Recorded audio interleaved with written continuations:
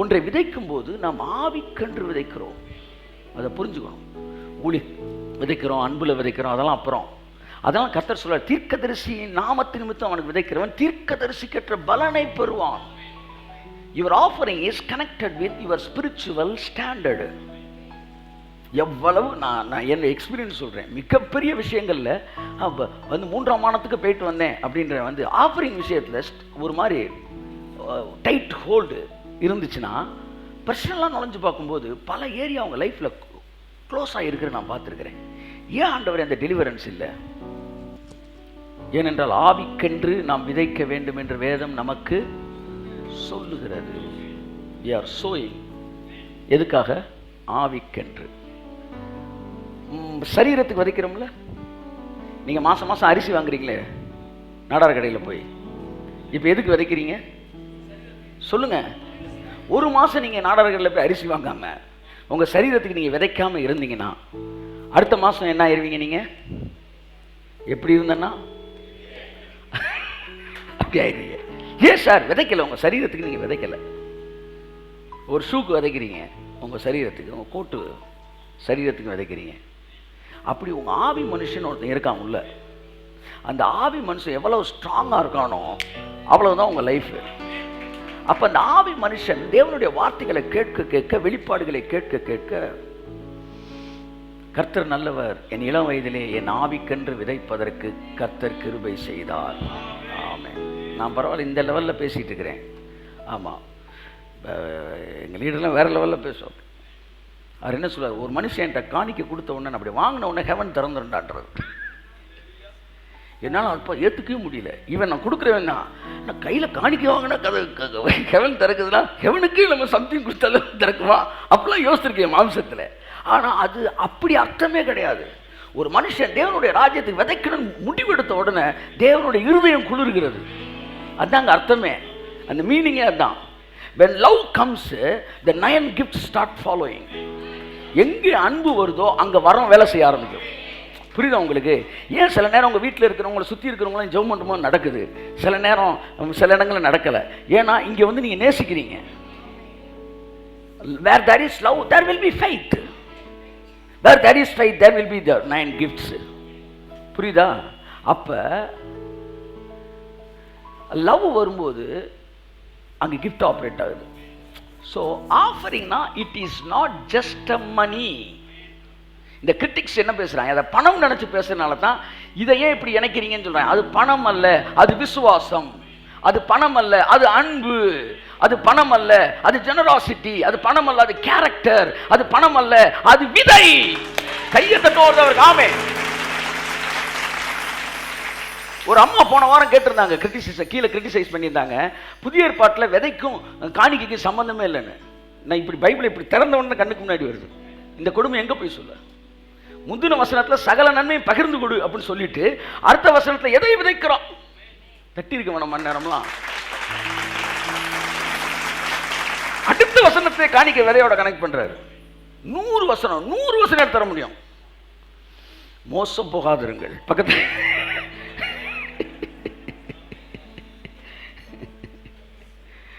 கர்த்தர் நல்லவர். ஒன்று நான் பார்த்துட்டேன், கொடுப்பதை அங்கீகரிக்கிற சபை பணக்கார சபை ஆகிட்டே தான் இருக்குது.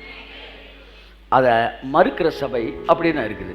நான் என்ன விரும்புகிறேன், என்னை நல்லவனாக காட்டிக்கொண்டு ஜனங்களை வறுமையாக வைத்திருப்பதை விட நான் வந்து கிரிட்டிசைஸ் பண்ணப்பட்டாலும் ஜனங்கள் ஆசீர்வதிக்கப்பட்டவர்களாக இருப்பதை நான் விரும்புகிறேன். So it's a matter of a character. Giving is the matter of character. இது வந்து நம்முடைய குணத்தையோடு சம்பந்தப்பட்ட ஒரு விஷயம். ஸோ இது நம்முடைய குணத்தில் இருக்கிற கட்டுகளை அறுக்கக்கூடிய ஒரு விஷயம். Giving will break the bondages in our characters. கடைசி நாட்களில் நன்றி அறிதல் இல்லாதவர்கள் தோன்றுவார்கள். பைபிள் சொல்லுது, லாஸ்ட் டேஸில் கிராட்டிடியூடே இல்லாதவங்க, தேங்க்ஸ் கிவிங் மைண்ட் செட்டே இல்லாதவங்களாம் வருவாங்களாம். கடைசி நாட்களில் கொடிய காலங்கள் வரும் என்று மனதில் நினைத்துக் கொள்வீர்களாக.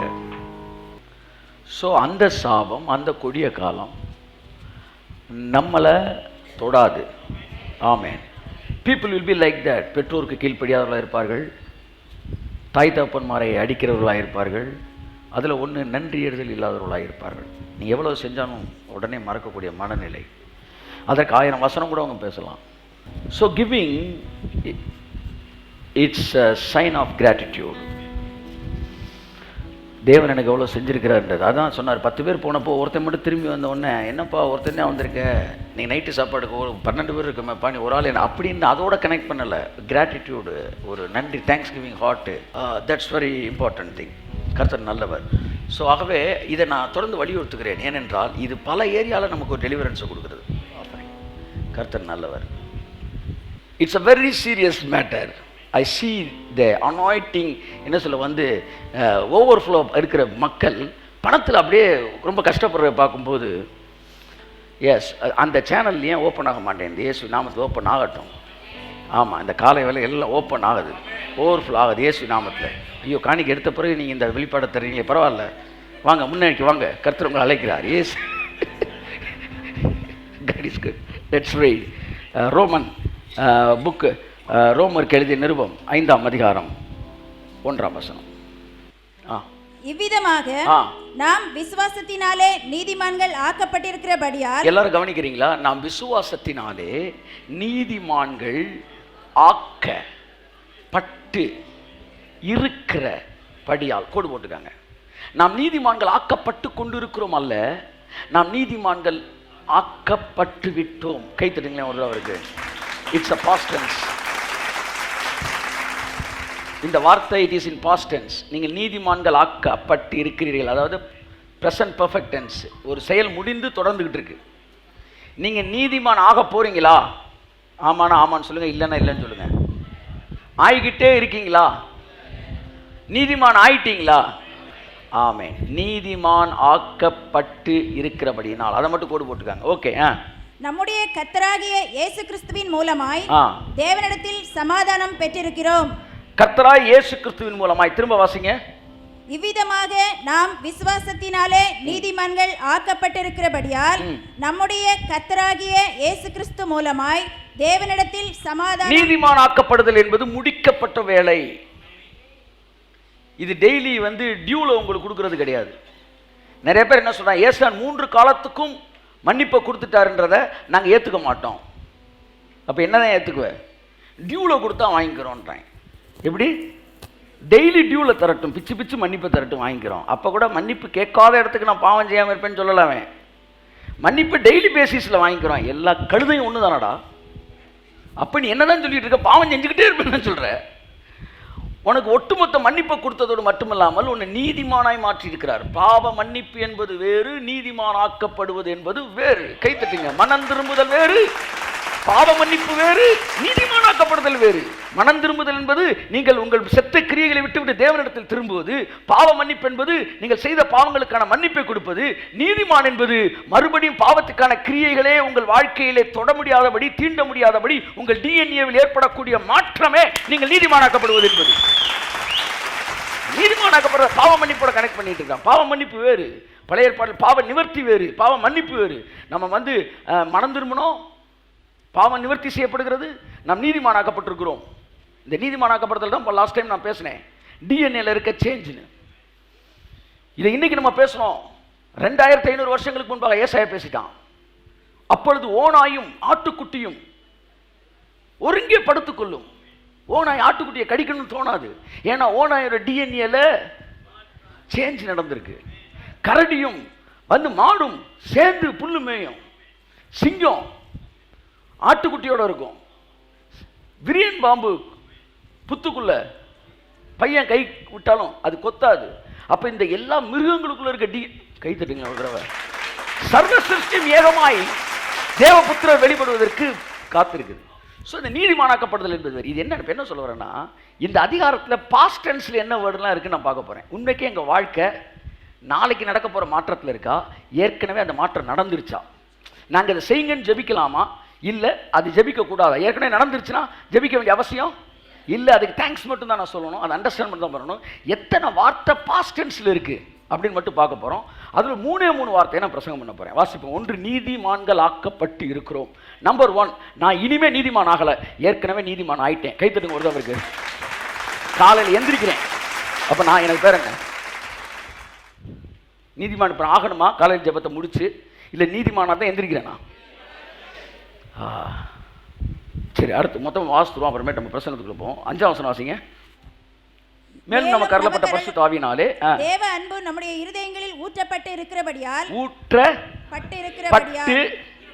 இருக்கிறபடியால் அதுவும் முடிஞ்சிருக்கு. பாஸ்ட் டென்ஸ்ல வருது.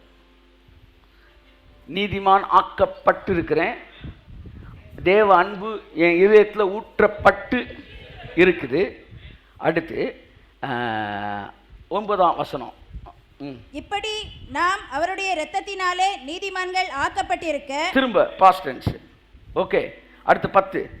நாம் தேவனுக்கு சத்துருக்களாய் இருக்கையில் அவருடைய குமாரனின் மரணத்தினாலே அவருடனே ஒப்புரவாக்கப்பட்டோமானால். ஒப்புரவாக்கப்பட போகிறோமா? பட்டுட்டோமா? எல்லாமே முடிஞ்சிருக்கு. முடிஞ்ச உடனே திரும்ப திரும்ப நம்ம ஆண்டவரே என்னை மன்னிச்சு என்னை ஏத்துக்காங்கன்னு உன்னை ஒப்புரவாக்கிட்டேன். உங்க எல்லாரையும் 2000 வருஷத்துக்கு முன்னாடியே பிதாவாகிய தேவன் நிடத்தில் குமாரனாகிய கிறிஸ்து ரத்தத்தினாலே ஒப்புரவாக்கிட்டார். பிதா நீங்க அவரை ஏற்றுக்கொள்வதற்கு முன்பாகவே உங்களை ஏற்றுக்கொண்டு விட்டார். இப்ப அவர் உங்களை ஏற்றுக்கொள்ள வேண்டிய அவசியமே இல்லை. இப்ப ஏற்றுக்கொள்ள வேண்டியது யாருன்னா, அவருடைய நாமத்தின் மேல் விசுவாசம் உள்ளவர்களாய், சத்தமா சொல்லுங்க, அவரை ஏற்றுக்கொண்டவர்கள் எத்தனை பேரோ. இப்ப நீங்க ஏத்துக்கணுமா அவரை ஏத்துக்கணுமா? கை தட்டுங்க சார். எல்லாமே அவர் ஏத்துக்கிட்டாரு, இப்ப நீங்க தான் ஏத்துக்கணும். ஏற்றுக்கொள்ள எத்தனை அத்தனை பேரும் பிள்ளைகளாக முன்னாடி அதிகாரம் கொடுத்தார். இங்க பாருங்க, நீதிமானாக்கப்பட்டிருக்கிறோம், அன்பு ஊற்றப்பட்டிருக்கு, அடுத்து ஒப்புரவாக்கப்பட்டிருக்கிறோம். அடுத்து வாசிங்க 12. ஒரே மனசனாலே பாவமும் பாவத்தினாலே மரணமும் உலகத்திலே பிரவேசித்தது போலவும். இது ஒரு பாஸ்ட் டென்ஸ், ஏற்கனவே நடந்தது. எது? சிலுவைக்கு முன்பாக நடந்த ஒரு பாஸ்ட் டென்ஸ். அடுத்து வாசிங்க 18. ஆகையால் ஒரே மீறுதலினாலே எல்லா மனுஷருக்கும் ஆக்கினைக்கு ஏதுவான தீர்ப்பு உண்டானது போல ஒரே நீதியினாலே எல்லா மனுஷருக்கும் ஜீவனை அளிக்கும் நீதிக்கு ஏதுவான தீர்ப்பு உண்டாயிற்று. ஜீவனை அளிக்கும் நீதிக்கு ஏதுவான தீர்ப்பு. எல்லாம் சொல்லுங்க, தீர்ப்பு. தீர்ப்பு, சத்தமா தீர்ப்பு. தீர்ப்பு, நியாய தீர்ப்பு இனிமேல இருக்கா? உண்டாயிருச்சா? ஒரு கை தட்டி ஒரு அல்லேலூயா சொல்லுங்களேன். நீதிமான் ஆக்கப்பட்டுட்டேன், அன்பு ஊற்றப்பட்டிருக்கு, ஒப்புரவாக்கப்பட்டுட்டேன், நியாய தீர்ப்பு முடிஞ்சிச்சு. கை தட்டி ஒரு அல்லேலூயா சொல்லுங்க. முடிந்ததை முடிந்ததாகத்தான் என் வாழ்க்கையில் நான் மனதில் வைத்திருக்க வேண்டும். இப்படி கிறிஸ்தவ வாழ்க்கையில் பல விஷயம் பாஸ்ட் டென்ஸாகவே இருக்கும்போது நம்மள்கிட்ட பிரசங்கம் பண்ணுறவங்க அதை ஃபியூச்சர் டென்ஸு கொண்டு வந்துட்டாங்க. அதனால் நம்ம வாழ்க்கையில் ஒரு இன்செக்யூர்டு ஃபீலிங்லேயே நம்ம வாழ்க்கை ஃபுல்லாக போயிடும். ஆவியான இந்த காலை வேளையில் உங்களை ஆசீர்வதித்து, இதெல்லாம் உன் வாழ்க்கையில் முடிஞ்சிருச்சு மகனே, அதனால் இனிமேல் இங்கிருந்து அடுத்த லெவலுக்கு தான் போகணுமே ஒழிய இந்த லெவலை நோக்கி நீ ஜெபிக்க வேண்டிய அவசியமே இல்லை என்பதை இந்த காலை வேளையை உணர்த்துவாராக. ஒன்றை மறந்துடக்கூடாது, என்னை நீதிமான் ஆக்கும் நீங்கள் ஜெபிக்கக்கூடாது. இயேசு நீ சொந்த ரட்சகராக ஏற்றுட்டீங்கன்னா நீங்கள் நீதிமான் ஆக்கப்பட்டு இருக்கிறீர்கள். 3 விஷயம் நீங்கள் சொல்ல வருங்க. 1, நீங்கள் நீதிமானாக்கப்பட்டிருக்கிறீர்கள், சரியா? 2வது, நீங்கள் சுகமாக்கப்பட்டிருக்கிறீர்கள். அவருடைய தழும்புகளாலே. Past டென்ஸா present டென்ஸா? வியாதி இருக்கு இல்லை அந்த கதையெல்லாம் பேசக்கூடாது. பைபிள் என்ன சொல்லுது? அவர் தழும்புகளால் சுக. சத்தமா சொல்லுங்க. சுகமானேனா சுகமானோமா? ஆனோம்னா என்ன? நம்ம எல்லாரையும் குறிக்குது. இப்போ நான் கேட்குறேன், நம்ம எல்லாரும் சுகமாகணுமா? சுகம் ஆயிக்கிட்டு இருக்கோமா? நம்ம சுகம் ஆயிட்டோமா? கை தட்டுங்க ஒரு தடவை. இந்த ஆத்மா, இந்த அறிவு இப்போ இந்த பாஸ்ட் டென்ஸை புரிஞ்சுக்கும் போது அதை ரிசீவ் பண்ண ஆரம்பிக்குது. அதை ரிசீவ் பண்ணோன்னு உங்கள் பாடியில் அதற்கான மாற்றங்களை நீங்கள் பார்க்குறீங்க. புரிஞ்சுக்காங்க. நாம் நீதிமான் ஆக்கப்பட்டிருக்கிறோம், நம்பர் 1. நம்பர் 2, நாம் சுகமாக்கப்பட்டிருக்கிறோம், நம்பர் 2. நம்பர் 3, நான் ஆசீர்வதிக்கப்பட்டு இருக்கிறேன். இந்த 3மே இனிமேல் நடக்கிற காரியம் கிடையாது, அது ஏற்கனவே நடந்துருச்சு. அதனால் பாஸ்ட்டை ஒருத்தனாலே மாற்ற முடியாது. முடிந்த சம்பவத்தை எவனாலே மாற்ற முடியாது. அதனால என் ஆசீர்வாதத்தை எவனும் தடுக்க முடியாது. ஏன்னா நாளைக்கு என்ன அவர் ஆசீர்வதிக்கலப்பா, அவருக்குள்ளே உன்னதங்களிலே ஆவிக்குரிய சகல ஆசீர்வாதத்தினாலும் நான் ஆசீர்வதிக்கப்பட்டு இருக்கிறேன். ஆமென் சொல்லுவோம். இந்த 3 விஷயத்தை மட்டும் உங்கள்கிட்ட பேச விரும்புகிறேன் என் நண்பர்களே. முதலாவது விஷயம் என்னவென்றால், நாம் நீதிமானாக்கப்பட்டு இருக்கிறோம். ஆமென் சொல்லுங்க. எப்படி நீதிமானாக்கப்பட்டு இருக்கிறோம்? என்ன லாஜிக்கில் அதை நான் புரிஞ்சுக்கிறது? நான் நீதிமான் ஆக போறேன்னா ஆயிட்டேனா, இல்லை ஆகிக்கிட்டே இருக்கிறேனா? சொல்லுங்க பிரதர். ஆயிட்டேன், நான் நீதிமான் ஆயிட்டேன். இது எப்படி நான் நீதிமான் ஆனேன்னா, வாசிப்போம்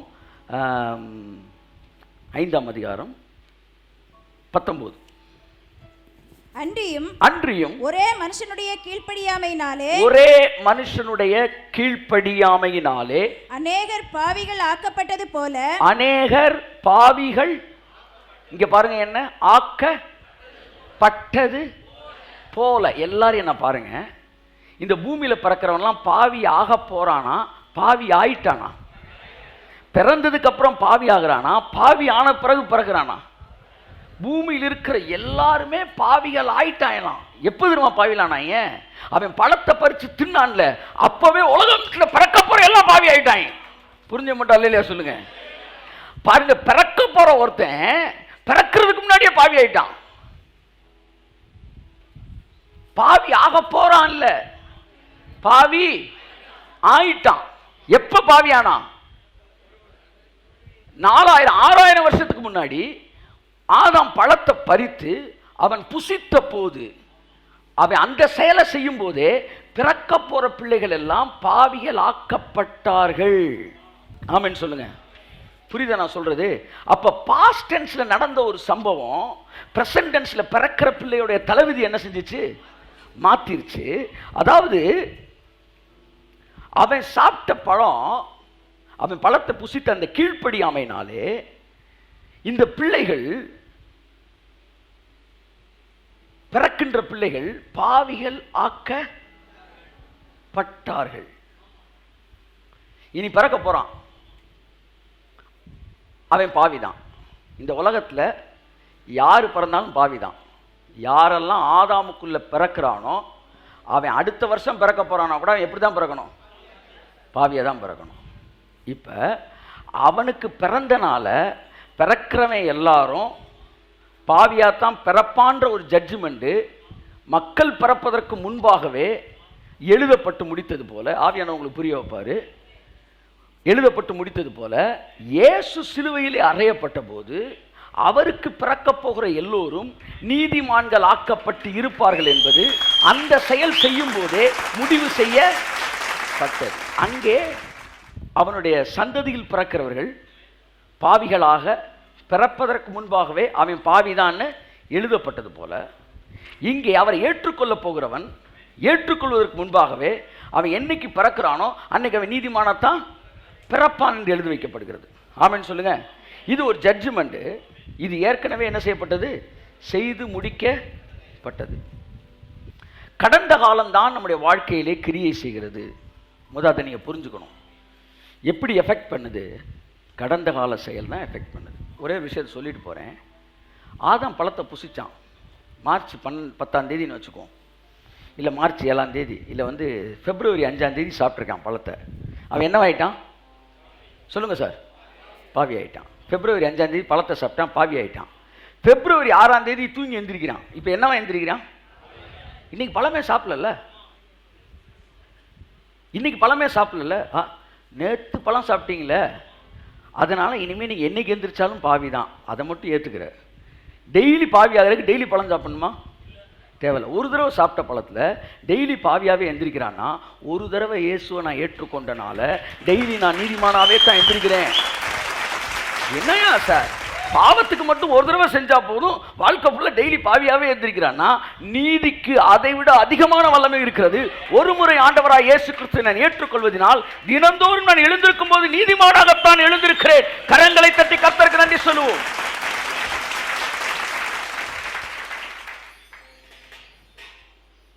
ஒரு ஆக்ட் 50 வருஷம் நீ பூமியில வாழ்ந்தாலும் உன்னை பாவியை தானே வைக்குது. அப்படியே இந்த ஒரு ஆக்ட், இயேசு சொந்த ரட்சகராக ஏற்றுக்கொண்ட இந்த ஒரு ஆக்ட் நீ சாகுற வரைக்கும் உன்னை நீதிமான்னு தீர்ப்பு செஞ்சிருது. அல்லேலூயா சொல்லுங்க. என்னால் உணர முடியல சார், என்னால் உணர முடியல. அதை பற்றி எங்களுக்கு கவலை இல்லை. திங்கக்கிழமை காலையில் எந்திரிச்சிட்டு நீங்கள் ஆஃபீஸுக்கு போகல, 11 மணிக்கு உங்களை கூப்பிட்டுக்கிறேன், ஆஃபீஸ் போகலையான்னு கேட்டப்போ, சார் நீங்கள் ஞாயிற்றுக்கிழமை நினச்சேன் சார்ன்றீங்க. ஓ, ஞாயிற்றுக்கிழமை நினச்சிட்டிங்களா? அப்போ ஞாயிற்றுக்கிழமையாகவே இருக்கட்டும்னு சொல்லிடுவார் அவர். நீங்கள் ஞாயிற்றுக்கிழமை நினச்சாலும் திங்கக்கிழமை தான், அது மாறாது.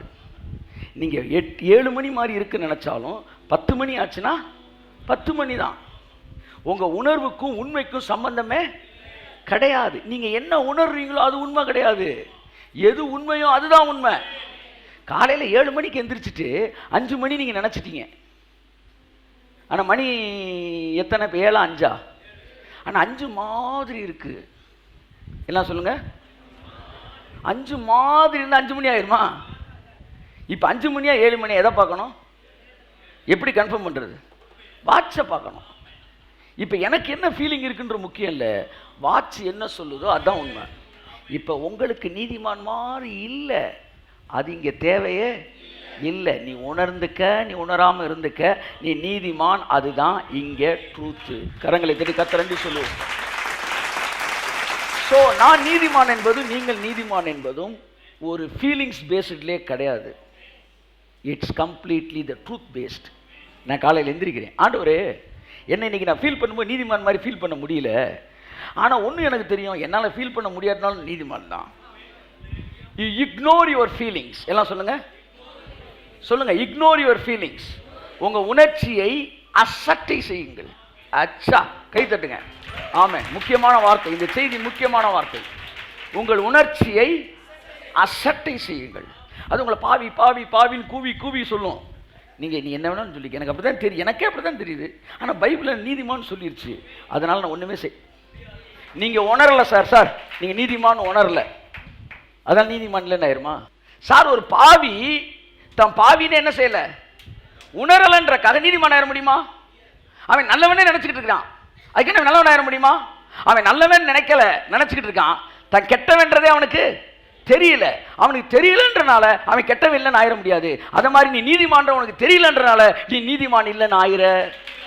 ஆமா, ரிவர்ஸ் பண்ணி போட்டு கேட்டுக்க. கத்தவங்க ஆசிரியர், அவனுக்கு தன் பாவினே தெரியலங்க. அவனுக்கு தெரியாததுனால தானே நீங்க பிரசங்கம் பண்றீங்க நீ ஒரு பாவின்னு. அவனுக்கு பாவின்னு தெரியல, ஆனா அவன் பாவியாத்தான் இருக்கிறான். அப்படித்தான் நீங்க நீதிமான்னு உங்களுக்கு தெரியல, ஆனால் நீங்க நீதிமானாத்தான் இருக்கிறீங்க. இந்த 2 இடத்துலையும் 2 பேர் என்ன உணர்றாங்கன்றது விஷயமே இல்லை, அவங்க என்ன நிலைப்பாட்டில் இருக்கிறாங்கன்றதான் முக்கியம். அதனால அவங்க உணர்ச்சிகளை தூக்கி எறிஞ்சிட்டு சத்தியத்துக்கு பின்னாடி அமைதியாக போயிட்டே இருக்கணும். நான் ஒரு நீதிமான், பைபிள் சொன்னா நான் ஒரு நீதிமான். அப்படியே உணர்ச்சியை தள்ளி விட்டு போயிட்டே இருங்க. கொஞ்ச நேரத்தில் என்ன நடக்கும் நான் சொல்ல வரேன். உங்க உணர்ச்சி நீங்க சொன்னதை கீழ்ப்படி ஆரம்பிக்கும். நான் சொல்ற புரியுதா? இது உங்க பிள்ளை எக்ஸிபிஷன் கூட்டு போற மாதிரி. அந்த பிள்ளை என்ன செய்யும், அங்கங்க கடையில் நின்றுக்கிட்டு இதை வாங்கி கொடு அதை வாங்கி கொடுன்னு நீங்க நின்று வாங்கி கொடுத்துக்கிட்டே இருக்கும். ஒரு செகண்ட்ல ஒரு முடிவு எடுத்துட்டு நீ கூட வந்தா வராட்டி போ அப்படின்னு போயிட்டே இருங்க. கொஞ்ச நேரத்தை கூட்டத்துக்கு மிஸ் பண்ணிட கூட என்ன செஞ்சிடும். அப்படித்தான் உங்க உணர்வு. அது சொல்றதெல்லாம் நீங்க கேட்டீங்கன்னா வீணா போயிருவீங்க. நீங்க சொல்லணும், நீ கேட்டா கேளு, கேட்காட்டி போ. கர்த்தர் சொல்லிட்டாரு, நான் நீதிமான் ஆக்கப்பட்டிருக்கிறேன். நீ பாவின்ற உணர்வு இருந்தாலும் நீதிமான் போயிட்டே இருங்க. கொஞ்ச நேரத்தில் எழுதி கொடுக்குறேன், உங்களுக்குள்ள நீங்க நீதிமான்ற உணர்வு உங்களுக்குள்ள வருதா இல்லையான்னு பாருங்க. நீதிமான்கிற உணர்வின் பூரண நிச்சயம் அதற்கு பின்பாய் கடந்து வருகிறது. மாட்டுக்கு பின்னாடி தான் வண்டி வரணும், வண்டிக்கு பின்னாடி மாடு போக. You should follow the truth, the feelings will follow you. நம்ம என்ன செய்யறோம், ஃபீலிங்ஸ் என்ன சொல்லுதோ அதுதான் ட்ரூத்னு நினைக்கிறோம். ஃபீலிங்ஸ் 1000 சொல்லும், திங்கக்கிழமை செவ்வாய்க்கிழமைன்னு சொல்லும். ஆமாம், வந்து 8 மணியா 3 மணின்னு சொல்லும். அது சொல்கிற நம்ம நம்ப முடியாது. ஆனால் சத்தியம் எதுவோ அதுதான் உண்மை. சத்தியம் என்ன சொல்லுகிறது, நீங்கள் நீதிமானாக்கப்பட்டு. என்னால் உணர முடியுதோ எல்லாம் சொல்லுங்க, என்னால் உணர முடியலையோ நான் நீதிமானாக்கப்பட்டு இருக்கிறேன். ஒரே ஒரு முறை பாவம் செய்ததினால் வாழ்நாள் முழுவதும் அவன் பாவி என்று அழைக்கப்படுவானால், ஒரே ஒரு முறை இயேசு ஏற்றுக்கொண்டதினாலே நான் வாழ்நாள் முழுவதும் நீதிமான் என்று அழைக்கப்படுவதுதான் நியாயம், அதுதான் சத்தியம், அதுதான் தர்மம். ஒரு தடவை பாவம் செஞ்சுட்டு நீங்க நேற்று ஒருத்தனை கொலை செஞ்சிட்டீங்க, உங்களுக்கு பேர் என்ன சார்? இன்னைக்கு உங்களுக்கு பேர் என்ன?